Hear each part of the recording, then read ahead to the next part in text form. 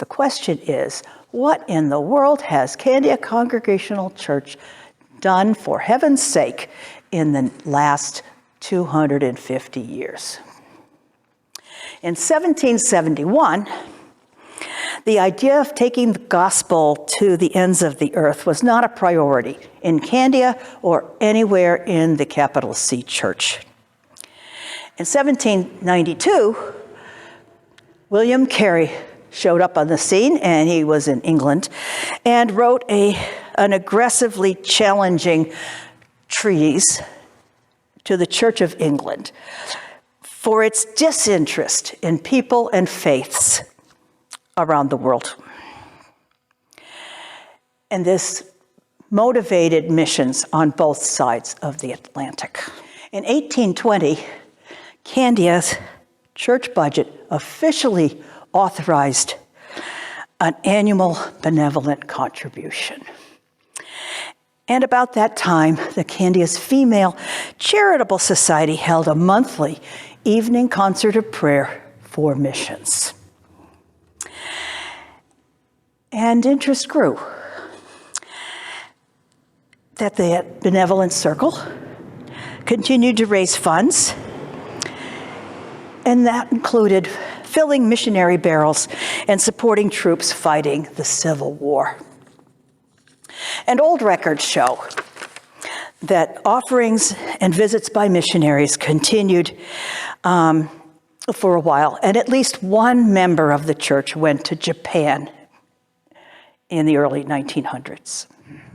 Unfortunately, interest in foreign missions had diminished by the 1970s. Foreign missions was funded from this church by sending a check to our denomination. And the congregation really had no idea how it was being spent and whom the money was being given to. But that all changed in 1982 with the arrival of a new minister, Reverend David Runyon Bareford. He reestablished strong biblical teaching, prayed for renewed spiritual growth, and the Holy Spirit empowered us. So Candia's past 50 years of missions outreach has seen tremendous growth. Our church was transformed, and it grew in many ways. And the missions outreach was particularly affected with tremendous growth.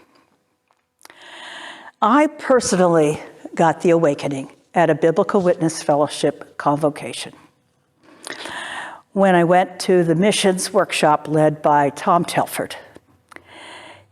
He explained that the purpose of the church was to take the gospel to people in places that have never heard of Jesus, a call to passion for the lost around the world. Inspired by the thought of the small church being able to change the world, brought us back to the drawing board as to what our missions committee could do. But we were clueless to start, but we didn't want to reinvent the wheel. So we looked at Tom Telford, who was the Northeast director of the Association for Church Missions, for his advice. He's also known as Mr. Missions. And basically, the idea was to get the congregation personally engaged, which might mean sending a missionary, short-term missions, other things. But the idea was to start small and do it well. Well, we had no problem with that. We had an annual budget of $100 we were not spending, and we had also the faith of the size of a mustard seed. So starting from square one, our first question was, where do we find a missionary? Well, God provided. They found us. And we're still supporting a few of those families 30 plus years later. And these flags are representing the growth that Candia Congregational Church's missions program has seen in the past 50 years. And I'd like to highlight a few things.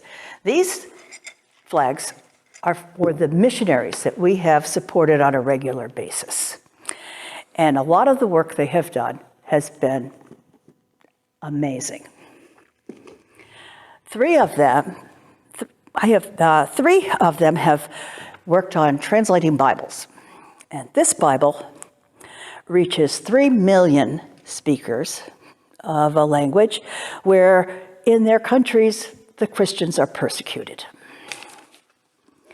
These two Bibles are those that you can see people are very excited about getting because these were translated from a non-written language. There was no alphabet, no grammar, no nothing. It took 30 years to do each one of these. These flags are for all of the teens and adults and places that they have been on a missions trip that's been sponsored or they were commissioned by this congregation. And it's hard to know exactly, but some of them are pastors, some of them are full-time Christian workers, some of them have been missionaries, and I consider that all of them are missions advocates in their local church. So what's next? Well, there are two areas of need that we can think of right away. One is that the world has come to us, the United States, but particularly to Manchester, New Hampshire. There are an estimated 150 to 200 different languages spoken in the greater Manchester area. What can we do to be Jesus's hands, feet, and voices for these people? The other reality in the world is that the majority world, that's Africa, Asia, and South America, the churches there are growing exponentially. There are not enough pastors and church leaders to keep up with the need. What they need is assistance in training. But God has provided for this. Just down the road, there is Rwanda Challenge, run by Reverend Frank Reynolds. And this ministry is doing exactly that, going and training the indigenous local pastors and leaders for the work they can do for their own people and others. So what has Candia Congregational Church's missions passion produced in the last 250 years, but particularly in the last 50 years? Let's think about and consider the mustard seed. It starts as a very tiny seed. It grows to maybe 20 to 30 feet in diameter and height, produces thousands, millions of seeds that get spread randomly around, and they grow into other huge trees. Candia started very small, and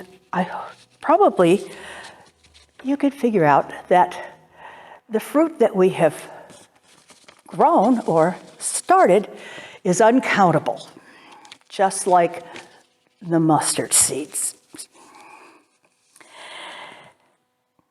But I want you to know what a privilege and joy it's been to be an instrument of the King of Kings and the Lord of Lords, to be used for missions near and far.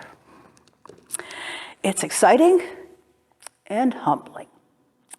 But yes, a small church is changing the world.